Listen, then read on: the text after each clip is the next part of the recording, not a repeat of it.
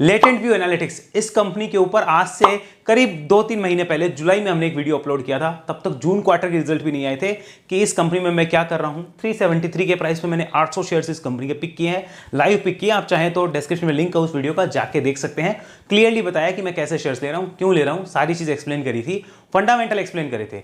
लेकिन पिछले 2 हफ्ते से मेरे ऊपर इसके क्वेश्चंस आ रहे हैं। मैं बार बार परेशान हो गया ये सुन के कि लेटेंट व्यू का वीडियो बनाइए। मुझे लगा ऐसा क्या होगा, पता चला मीडिया में इसकी चर्चा ज्यादा है, टीवी चैनल्स ने इसको भर भर के रिकमेंड किया है। अब कर रहे हैं वो, जब ऑलरेडी 20-30-40% मूव आ चुका है उसके बाद में।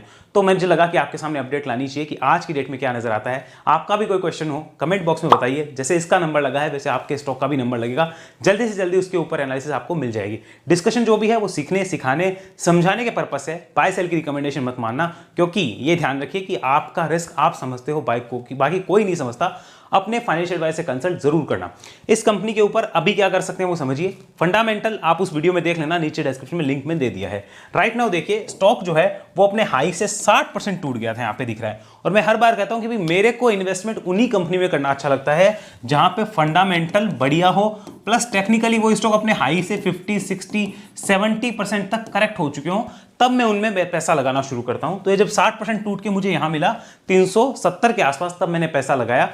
और उसके बाद ही मैं कहता हूं कि वो इन्वेस्टमेंट के लिए बढ़िया होता है। तब तक वो इन्वेस्टमेंट के लिए बढ़िया नहीं होता, वो बेस्ट टाइम नहीं होता है। अगर आप यहां लगा के बैठे हो, बेस्ट टाइम नहीं है। बैठे रहो, 2-3 साल आएंगे, वेट करो, टाइम पास करते रहो, कोई मिलना कुछ नहीं है। यहां जब लगाया तो उसके बाद मेरे 2-3 हफ्ते में मुझे अच्छा गेन मिलना शुरू हो गया। फिलहाल देखते हैं वीकली चार्ट आज की डेट में क्या बोलता है, मंथली क्या बोलता है, डेली क्या बोलता है। फिर बताऊंगा कि करना क्या है, जिसके पास होल्डिंग में वो क्या कर सकता है, अभी फ्रेश लेना हो वो क्या कर सकता है, ट्रेडिंग अपॉर्चुनिटी है क्या, सारा डिस्कशन होने वाला है। पहले वीकली चार्ट देखिए, आपको एक चीज नजर आ रही होगी यहाँ पे। मैं चलिए एक लाइन लगाता हूं वीकली चार्ट पे। यहां पर देखिए एक रेजिस्टेंस हमें देखने को मिल रहा है। मैं इस प्राइस पे ये लाइन लगा देता हूं। ये देखिए, ध्यान से देखिए जरा, इस प्राइस पे आपको रेजिस्टेंस देखने को मिल रहा है। क्यों मिल रहा है? क्योंकि यही प्राइस पीछे क्या था, यहां पर ये सपोर्ट बना हुआ था। इसी प्राइस पे पीछे सपोर्ट था और इसी प्राइस पे अभी क्या बन रहा है, रेजिस्टेंस बन के नजर आ रहा है। तो this is just a simple price action game. यहां पे और कुछ नहीं है, महाभारत नहीं है, कोई रॉकेट साइंस नहीं है भाई साहब। वेव्स को समझ लो। लोगों को वेव्स आती नहीं है, उनको लगता है उन्हें नहीं आती तो किसी को नहीं आती। ऐसा नहीं है, हर बंदे की यहां अलग स्ट्रेटेजी है। समझ के देखो फिर पता चलेगा। तो यहां पर ये रेजिस्टेंस यहां पे लेता हुआ हमें नजर आ रहा है, क्योंकि पीछे ये सपोर्ट रेजिस्टेंस प्राइस एक्शन यहां पे कर चुका है।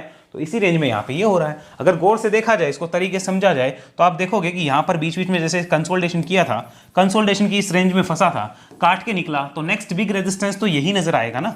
जो पहले बड़ा सपोर्ट था वो नेक्स्ट बिग रेजिस्टेंस बना हुआ है। क्या हो गया, वापस नीचे आया, इन्हीं लेवल्स के आसपास ने सपोर्ट ले लिया, इन्हीं लेवल्स के आसपास ने सपोर्ट लिया। अब यहां से और ऊपर निकलने की तैयारी हो रही है क्या? तो वीकली चार्ट भी फिलहाल बियरिश नहीं है, लेकिन इतना कंफर्म कर लीजिए वीकली चार्ट पे इंपॉर्टेंट लेवल नीचे का कुछ हो जाएगा, वो मैं आपको दिखा देता हूं। वो लेवल है यहां पर 390 का, ये लेवल इंपॉर्टेंट है। इसके नीचे आता है तो एक बार मोमेंटम खत्म हो जाएगा। जो ये मोमेंटम बना है, इसका करेक्शन है, ये खत्म हो जाएगा अगर अब नीचे आता है 390 के। तब तक वीकली चार्ट बुलिश है, बिल्कुल बुलिश है और बुलिश ही है, ये आप नोट डाउन कर लीजिए। क्लियर हुआ इतना? आइए आगे चलिए। उससे पहले एक चीज और समझाता हूं कि देखिए किसी भी स्टॉक में, यहां पर देखिए जरा, ये ध्यान से देखिए कि जब स्टॉक की वेव्स होती है, वेव्स को समझना है कि ये जो एक बड़ी वेव लगी थी ना, ये वाली वेव, ये वाली बड़ी वेव, ध्यान से देखना इसको। इस बड़ी वेव के अंदर ना तो हाई काटा ना लो काटा। तो स्टॉक को हमें समझना होता है कि किस वेव के अंदर चिपका हुआ है, कैप्चर्ड है। तो उस वेव के जब हाईज या लोज कटते हैं ना, तो प्राइस एक्शन होते हैं और अपॉर्चुनिटी बनती है। अगर इसके नीचे जाता तो फिर और ज्यादा पेन होता। हालांकि मैंने तो 340 ही कहा था कि 340 के नीचे आना भी मुश्किल है, स्टॉक इसके नीचे भी नहीं आएगा उस वक्त में। लेकिन फिर भी आप समझिए कि वेव्स कैसे लग रही है, उसको समझो। अब राइट नाउ जो है वो क्या किया इसने, रिसेंट में ऐसे ऊपर गया है, तो यहां देखिए ये हाई कटेगा तो शायद और तेजी बनने के चांस खुल जाए, ये नोट करिए। अब चलिए इसके मंथली चार्ट पे देखिए, यहाँ पे मंथली चार्ट क्या बोलता है। आराम से समझना, कोशिश करनी है आपको समझने की, क्योंकि मैं हर बार समझाने नहीं आऊँगा, आपको सेल्फ डिपेंडेंट बनना है। यहाँ देखिए, मैं इस गिरावट के डाटा को यहाँ से हटा देता हूँ। चलिए ये डाटा खत्म कर दें, डाटा को कर दिया टाटा। ये ध्यान से देखिए, ज़्यादा चार्ट नहीं है, स्टॉक को क्लियरली समझने की कोशिश करिए कि ये रेड कैंडल्स पे रेड कैंडल्स बने जा रही है।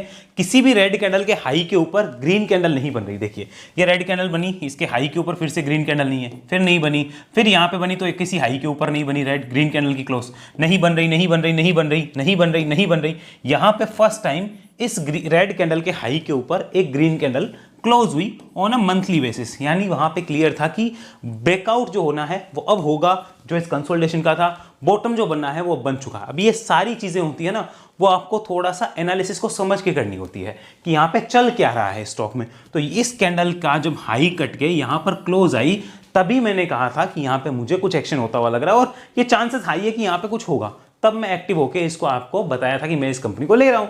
अब उसके बाद देखिए स्टॉक जो है वो ऊपर की साइड निकलने की जर्नी शुरू कर चुका है। ध्यान से अगर देखेंगे पता चलेगा यहां पर डबल बॉटम टाइप फॉर्मेशन जो है वो बनी हुई है। देखिए ये डबल बॉटम टाइप फॉर्मेशन जो है वो यहां पे बनी हुई है, आपको दिख रही होगी। डबल ट्रिपल बॉटम जो है वो यहां बना है। वो स्टॉक के लिए लेवल इंपॉर्टेंट है 320 के आसपास लॉन्ग टर्म का, ये हमें पता चल रहा है। मंथली चार्ट पे भी अगर आप ध्यान से देखेंगे तो इन लेवल्स के आसपास जो आप देख रहे हैं लेवल्स, ये देखिए एक रेंज है 450-60 की, यहां पर आप ध्यान से देखिए इस रेंज के आसपास स्टॉक टकरा रहा है क्योंकि पीछे सपोर्ट थे, यहां पर अब ये रेजिस्टेंस बन के एक्ट कर रहा है। अभी 437 का प्राइस चल रहा है, क्या हो सकता है अभी बात करेंगे। लेकिन मंथली चार्ट भी क्या है, बुलिश है।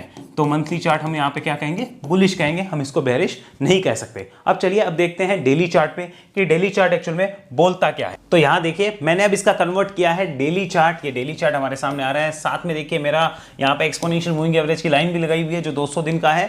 इंपॉर्टेंट ईएमए लाइन जो है वो मैंने यहाँ पे ऑलरेडी लगा रखी है। ध्यान से देखिए, लास्ट टाइम जो वीडियो बनाया था आपको क्लियरली बताई थी मैंने एक चीज की, मैं बहुत सारे कंफर्मेशन को देख के एक स्टॉक को बाय करता हूं, ऐसे बाय नहीं करता। अल्टप्पेबाजी करनी हमें नहीं आती। आज लिया कल 10 रुपए बढ़ गया, हो अल्लाह मचा दो, ये हो गया, वो कुछ नहीं बनता है भाई साहब इन सब चीज़ों से। कमा के दिखाओ तब मालूम चले हर चीज़ का। और कमाना कम होता है, मार्केट में हल्लाबाजी ज़्यादा होती है। 10 रुपए शेयर बढ़ते, ओहो बहुत बढ़ गया, अरे परसेंटेज टर्म्स में देखो कितना बड़ा है, क्या हुआ है, वो सारी चीज़ समझनी होती है। तो ध्यान से देखिए, लास्ट टाइम जब हमने बात करी थी इस ईएमए की लाइन को मैंने आपको दिखाया था कि इसके ऊपर एक बार भी स्टॉक नहीं आया। ऑलरेडी एक बार प्राइस एक्शन यहां से लिया, सेकंड टाइम इसने यहां पे लिया, फिर हमने इसी प्राइस के आसपास वीडियो बनाया, कहा था कि अब लेना मुश्किल है क्योंकि आप ध्यान से देखेंगे हर बार गिरावट की जो वेव है वो देखो छोटी होती जा रही है। ये गिरावटों की जो वेव है ना वो देखो छोटी होती जा रही है। तो अब छोटी होने का मतलब क्या है, साथ में ये यहाँ पे 200 दिन की एवरेज लाइन है वो भी कट रही है और प्लस एक कंसोलिडेशन रेंज का ब्रेकआउट भी आने के तैयारियां हो रही है। तो मुझे लगता है ये स्टॉक निकलेगा, इसलिए उसको बाय करने का रीजन ये था। अब देखिए ध्यान से, आज की डेट में हमें क्या पता चल गया कि डेली चार्ट अभी क्या है, बुलिश है। यहां पे ये पता चलता है वीकली भी बुलिश है, मंथली भी बुलिश है। देखो तीनों बुलिश है, किसी तरह से हम खराब नहीं कह सकते। तीनों के अंदर वीकनेस कब है, 390 के नीचे है, ये भी हमें पता चल गया। तीनों के अंदर वीकनेस इस प्राइस के नीचे, तब तक इस प्राइस के नीचे तीनों में वीकनेस है नहीं। तीनों के अंदर ऊपर में रेजिस्टेंस कौन सा है, ये 460 के आसपास का लेवल है। ये तीनों के अंदर यहाँ पे रेजिस्टेंस निकल के आ रहा है, अगर आप ध्यान से देखेंगे तो 460-62 के आसपास का रेजिस्टेंस है। अब आज की डेट में किया क्या जाए, उसके लिए चलिए फिर से मैं वीकली चार्ट कन्वर्ट करता हूं आपके सामने। आपको आइडिया क्लियर लगना चाहिए, इस डाटा को टाटा कर देते हैं। आइए फिर से, ये वीकली चार्ट है। आज की डेट में क्या कर सकते हैं, कंप्लीट आंसर मिलेगा, ध्यान से सुनिए। और मैंने अपने इन्वेस्टमेंट के साथ अभी तक क्या किया है वो भी मैं आपको बताऊंगा। पहले अगर आप ऊपर से ऑलरेडी इन्वेस्टेड हैं तो आप क्या कर सकते हैं, मैं ऑलरेडी ऐसे लिखता हूं, चलो ऑलरेडी इन्वेस्टेड, यहां पर मैं मानता हूं आप ऊपर से हैं इन प्राइजेस से, तो क्या कर सकते हैं। देखिए मैं होता तो मेरा तो होल्ड बनता, और नीचे अब मैंने ऐड किया है तो बहुत अच्छी बात है, नहीं किया है तो मुझे वेट करना है, डिप मिलेगी तो ऐड करूंगा। अगर ऑलरेडी हो तो बेचने का कोई मतलब नहीं है, कंपनी बहुत जबरदस्त है। कंपनी का बिजनेस आपको मालूम होगा डाटा एनालिटिक्स से रिलेटेड है, बिजनेस एनालिटिक्स करती है और इस बिजनेस की जबरदस्त डिमांड आने वाले टाइम में बढ़ेगी, ये मुझे लगता है। और मैं तो गलत हो सकता हूं 100%, लेकिन चांसेस हाई है कि इसकी डिमांड बढ़े, ये आप ध्यान रखिए। तो अगर ऑलरेडी इन्वेस्टेड है तो उसका होल्ड बनता है। सेकंड चीज यहां पे पूछता है कोई फ्रेश इन्वेस्टमेंट कर सकते हैं क्या, फ्रेश इन्वेस्टमेंट, ये अभी तक हमने बात करी है, ऊपर से ऑलरेडी इन्वेस्टेड है तो, या फिर अभी कोई फ्रेश इन्वेस्टमेंट करना चाहता है। नीचे से ऑलरेडी इन्वेस्टेड वाले बाद में बात। तो फ्रेश इन्वेस्टमेंट की बात करते हैं। फ्रेश इन्वेस्टमेंट क्या इस प्राइस पे सही होगा। अब देखिए जो स्टॉक मैंने 373 पे ले रखा है वो स्टॉक अगर आज आपको 440 के आसपास मिल रहा है, लगभग 15% 20% की तेजी के आसपास अगर आपको मिलता है, तो मैं बिल्कुल नहीं कह सकता और ना मेरी मॉरल रिस्पॉन्सिबिलिटी बनती है चीज की, ये नहीं होना चाहिए कि हम उस प्राइस पे उसको बोले कि एकदम बेस्ट बाय है, नहीं है। यहां पर अगर कोई लेता भी है तो इस चीज को ध्यान रख सकता है कि 50% से ज्यादा इन्वेस्टमेंट पर्पस से उसके लिए किसी टाइप से बाय नहीं बनता है। रेस्ट 50% का वेट करना चाहिए, क्योंकि मार्केट है, कोई भरोसा नहीं कब डिप आ जाए, तो उसे वेट करना चाहिए, डिप का ये ध्यान रखना चाहिए। 50% ले सकता है। और देखिए मार्केट में कोई ये एक स्टॉक तो है नहीं कि इसी में मौका है, और भी बहुत से स्टॉक्स होंगे और भी बहुत मौके मिलेंगे, but this is not the best buy price right now at 440। अच्छा प्राइस यहाँ पे 360-80 के आसपास था, तब मैंने शेयर किया था। If you miss that chance then कोई प्रॉब्लम नहीं, फिर 50% के आसपास ही अमाउंट को लगाया जाता। अगर मैं होता यहाँ पे और मैं इस स्टॉक को देखता तो मैं 50% लगाता। आपको क्या करना है वो आप डिसाइड करिए अपने फाइनेंशियल एडवाइजर से पूछ के, बट ये चीज आपने समझ ली कि फ्रेश इन्वेस्टमेंट के लिए this is not the best buy price. हाँ एक चीज बता देता हूं, कि यहाँ पर 390 का इंपॉर्टेंट सपोर्ट है। 390 का इंपॉर्टेंट क्या है? सपोर्ट है। अब कोई बोले कि नहीं मैं इतना रिस्क लेकर इसमें करना चाहता हूं, then it is totally different story. It is totally different story, फिर कोई प्रॉब्लम नहीं है, क्योंकि उसका रिस्क लिमिटेड है, उसने डिसाइड कर लिया है, वो उसकी चॉइस है पर्सनल। आइए आगे बात करते हैं, जिसके पास यहां पर ऑलरेडी नीचे से इन्वेस्टमेंट है, यानी मेरा यहां पे हम बात कर लेते हैं इन्वेस्टमेंट नीचे से है इस प्राइस से, तो उसको क्या करना है? पहले मैं अपना डिस्क्लोज देता हूं। मैंने 455 पे 300 शेयर्स ऑलरेडी बेच दिए हैं, क्योंकि मुझे बहुत अच्छा गेन मिल रहा था 370 से वहां तक का, तो ऑलरेडी मैंने बेच दिए हैं। रिमेनिंग 500 मेरे पास एज इट इज है, वो रहेंगे, और उनको मैं कैसे मैनेज करूंगा वो भी बताऊंगा। तो 455 पे मैं ऑलरेडी बेच के निकल चुका हूं 300 शेयर्स। 500 शेयर्स अब पड़े हैं, उनके लिए मेरा देखो, मेरा मूड ये है कि मैं कम से कम 1 लाख रुपए का जब मुझे प्रॉफिट होने लगेगा, इसमें तो कर ही लिया ये प्रॉफिट, प्लस रिमेनिंग इसमें से करके 1 लाख का होगा, तो फिर फ्री वाले स्टॉक जितने की 1 लाख की वैल्यू के स्टॉक में इसमें छोड़ दूंगा, यानी लगभग उस टाइम पे मेरे पास करीब 250 शेयर्स होंगे जो मैं छोड़ूंगा। तो अब बचे हुए 250 को मुझे बेचना है और उतना प्रॉफिट निकालूंगा। यहां से मुझे जो प्रॉफिट मिला है लगभग मान लीजिए 25 हजार के आसपास का प्रॉफिट मिला है। तो अब मुझे जब इस पे अच्छा प्रॉफिट होने लगा 75,000 के आसपास का टोटल 500 शेयर्स पे, तब मैं अपना रिमेनिंग क्वांटिटी वहां पे बेच सकता हूं और 250 शेयर को छोड़ के 250 रखूंगा, यानी मेरे पास 250 शेयर फ्री वाले रह जाएंगे। आई होप आप समझ पा रहे हैं, थोड़ी बहुत मैथमेटिक्स कैलकुलेशन करनी पड़ेगी। अब रिमेनिंग क्वांटिटी मेरी कैसे होल्ड है वो मैं बता देता हूं आपको। उसके लिए मुझे फिर से आपके सामने डेली चार्ट कन्वर्ट करना होगा। Let's have a look at daily chart. मैं ज्यादा अननेसेसरी रिस्क लेने के पक्ष में नहीं हूं। रिमेनिंग क्वांटिटी जो 500 शेयर्स की है वो मेरी इस EMA लाइन के साथ राइड होगी, प्लस इसमें मैं और भी चीज देखूंगा, बट इसके साथ मैं राइड कर सकता हूं। अगर आप नोट करना चाहें कर सकते हैं, मैं इसके साथ राइड करने वाला हूं मेरे रिमेनिंग क्वांटिटी को। तो मुझे लॉस होने का तो चांस ही नहीं है। अगर आज भी ये नीचे आती है तो 390 पे मैं यहां पे कंप्लीटली एग्जिट मार लूंगा। तो ये आप नोट डाउन कर सकते हैं। मैंने अपना आपको साथ शेयर किया है कि मैं अपना रिमेनिंग क्वांटिटी कैसे मैनेज करूंगा। अब चलिए फिर से बात करते हैं कि यहां पे क्या कोई नई स्विंग अपॉर्चुनिटी है क्या। देखिए बहुत से लोग जानना चाह रहे हैं कि कोई स्विंग ट्रेड अपॉर्चुनिटी अभी फ्रेश बन रही है क्या। तो देखिए फ्रेश तो नहीं है, मैं यहां पे लिख देता हूं फ्रेश नो, बट एग्जिस्टिंग अगर आपके पास है, एग्जिस्टिंग अगर आपने ले रखी है, then it is completely hold बनता है। एक फ्रेश अभी नहीं बन रही है, यहां पे ले रखी है तो होल्ड बनता है 390 के साथ में। ये देखिए इसको नोट करिए, ये बहुत इंपॉर्टेंट लेवल है 390 वाला, बहुत इंपॉर्टेंट लेवल है, आपको समझना होगा इसे। यहां पर ये 390 के लेवल के साथ में इंपॉर्टेंट बनता है, बट यहां ध्यान रखिए फ्रेश अभी नो है। अब नया फ्रेश कब शुरू होगा?